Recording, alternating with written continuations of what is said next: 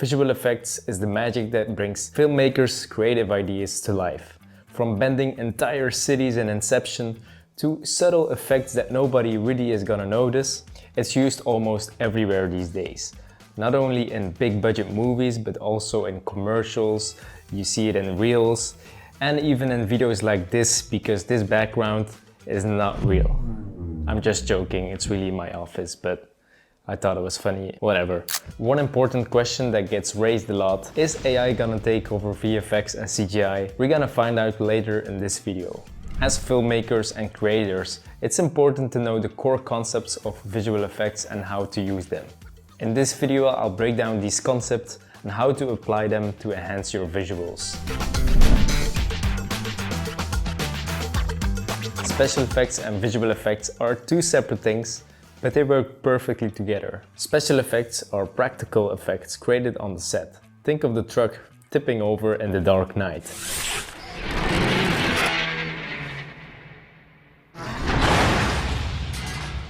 This was done with real physics and a mechanical rig. Or this shot in Twister, where they have practical wind and smoke effects. On top of these elements, they add digital elements, and this is where visual effects come in. Visual effects are digital effects created in post-production. For example, cleaning up rigs and cables in practical effects, digital set extensions or elements entirely created in 3D, which is known for CGI, computer-generated imagery. Here are some of the most common VFX. Fix it in post shots. Sometimes we have no intention to use visual effects at all, but later in post-production, something will come up. For example, this tripod here in the background. I really don't want this in the shot. So what we do is remove the tripod in the shot so we have a clean plate, and then we can stitch it back on top. That's the easy way. The hard way would be to paint out the background and then place it on top again. There are also rig removal cleanups. In action sequences, there are often safety cables in place.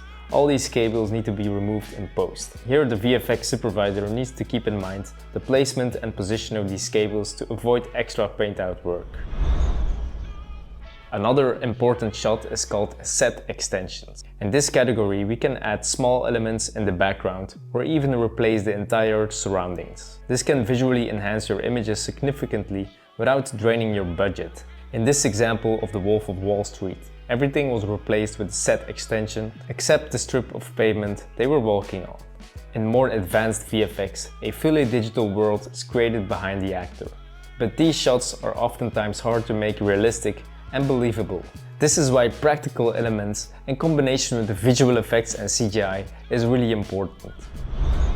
Adding CGI and live action footage. Here we add moving objects or elements in the scene that are otherwise impossible or expensive to do in real life. For this VFX shot, I have a full masterclass available where I go in depth and show you how to do every step along the way to create a visual effect shot like this. Check out the link in the description if you guys are interested. Also, did you know that almost 90% of the people watching my content aren't even subscribed to the channel? So please guys, support the channel, hit the subscribe button, hit the bell button, and leave a comment down below. There is something called action elements. These are smoke, debris, everything you can think of that filmmakers use practically. This can also be done digitally. So we have different plates of footage, and then this is blended on top of our original footage to fake an explosion, dust elements, or small little details in your shot. This is used a lot because it's much faster and easier to put a digital real shot element on top of your footage instead of doing everything practically. And of course it takes up a lot of preparation and time to set up your practical elements. But how are all these things put into practice? I'll go through some important VFX techniques every filmmaker should know about. Rotoscoping is the backbone of clean compositing. It's the process of manually tracing objects or characters frame by frame to isolate them.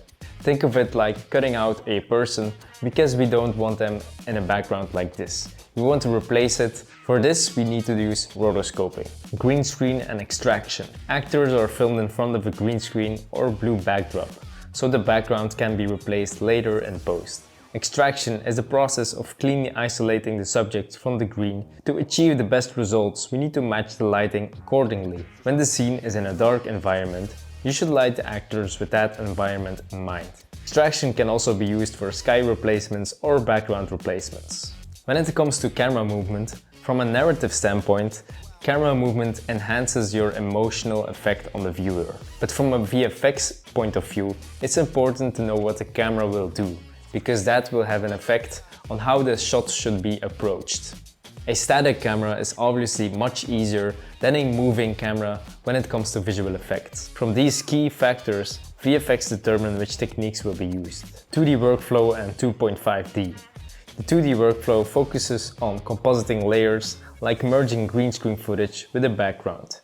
2.5D involves adding depth to those 2D elements, like projecting a matte painting onto 3D geometry to create camera parallax. This technique is nice when you want to add depth to your scene without making a full 3D world in CGI. But this method has limitations, of course. This is where 3D and CGI come in. The 3D workflow brings entire worlds to life. From modeling and texturing to lighting and rendering, 3D is all about creating photoreal and stylized elements that can interact with real footage. Go a step further and you can create entire worlds in 3D. At that point, you are basically creating an entire animation film in CGI. Some CGI shots are so well put together that you can't tell it's a digital creation. Nailing a VFX shot often comes down to pre-production. It's 2025 and AI is growing at a massive rate. It's already a powerful tool we used the last few years to enhance projects and keep our jobs much easier. But can it create full-on VFX shots and CGI shots without any artist involved? In 2025, no, not at all. The trailers and showreels from AI look really promising. Look at this Coke commercial, for example.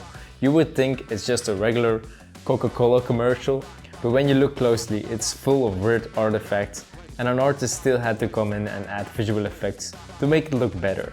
And from my experience using AI, more than 80% of its creations are not looking good and not usable to output a high quality shot. AI is a good tool to speed up certain aspects of visual effects, but to create full shots in AI still goes a step too far in my opinion. Not to mention, it takes away all the creativity from artists, and I think people still want to see real creations from real humans. That's just my take on it. I don't know if you guys have a different opinion. I just think people like to see real hard work from an artist. Please give this video a like and share. Let me know your thoughts on this, and see you on the next one. Peace.